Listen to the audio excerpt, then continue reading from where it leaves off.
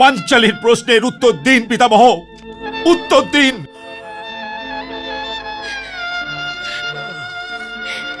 পিতামহ কি উত্তর দেবেন? উনি তো স্বয়ং একটা প্রশ্ন।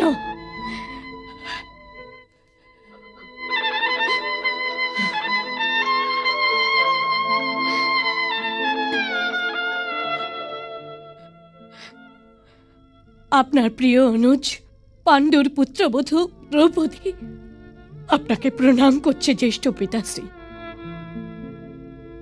আপনি বড়ই ভাগ্যবান যে দৃষ্টিহীন জন্মেছেন, নয়তো আজ আপনার সবার মাঝে আপনার পুত্রবধূর দুর্দশা দেখে অবশ্যই দৃষ্টিহীন হয়ে যেতেন। আমাকে কিছুই বলো না পুত্রী, কিছুই বলো না। না যুধিষ্ঠির আমার কাছ থেকে তোমাকে হারবার আজ্ঞা নিয়েছিল, আর না দুর্যোধন তোমাকে জিতে নেবার আগে তোমাকে জিতে নেবার। তোমার এই প্রশ্ন নিয়ে যুধিষ্ঠিরের কাছে যাও,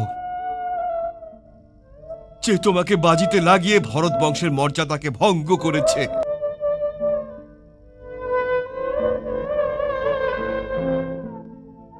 যথা আজ্ঞা জ্যেষ্ঠ পিতাশ্রী। কিন্তু ওনার কাছে আমার প্রশ্ন নিয়ে যাবার পূর্বে আমার পিতার মিত্র দ্রোণাচার্যকে প্রণাম করতে চাইব। ওনার জন্যেও আমার কাছে একটা প্রশ্ন আছে।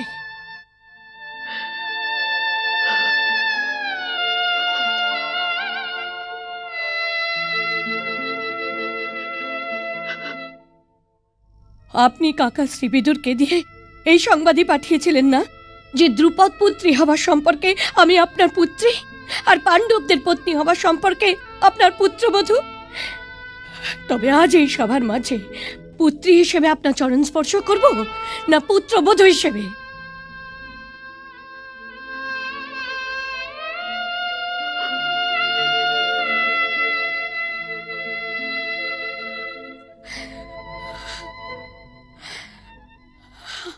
আপনিও কি আপনার ঠোঁটে মৌনতার তালা লাগিয়েছেন?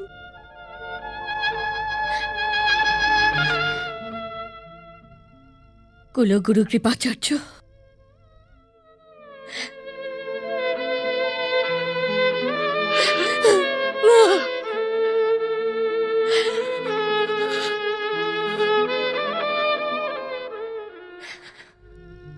কাকাশ্রী, মহাত্মা বিদুরের নীতি এই বিষয়ে কি কথা বলছে?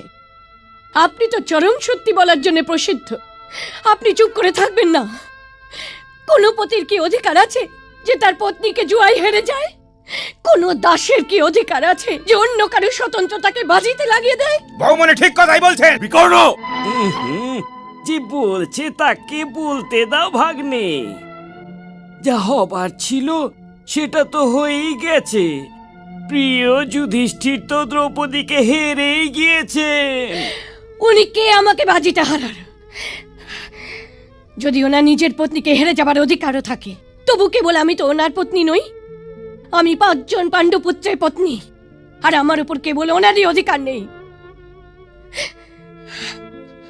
উনি কি বাজিতে লাগানোর পূর্বে আপনাকে জিজ্ঞাসা করেছিলেন যে আপনার পত্নীকে উনি বাজিতে লাগাতে পারেন কিনা? আপনি কি ওকে আজ্ঞা দিয়েছিলেন? সর্বশ্রেষ্ঠ ধনুর্ধর, লক্ষ্য ভেদ করে আমায় স্বয়ংবরে জেতা সুরবীর, আপনি বলুন, আপনি কি আমার স্বয়ংবরে এই জন্য জিতেছিলেন যে জ্যেষ্ঠ কুন্তী পুত্র একদিন আমায় বাজিতে লাগাবেন? সংসারের মধ্যে এর আগেও জুয়ারি ছিল, কিন্তু কেউই কি নিজের রক্ষিতাকেও বাজিতে লাগিয়েছিল?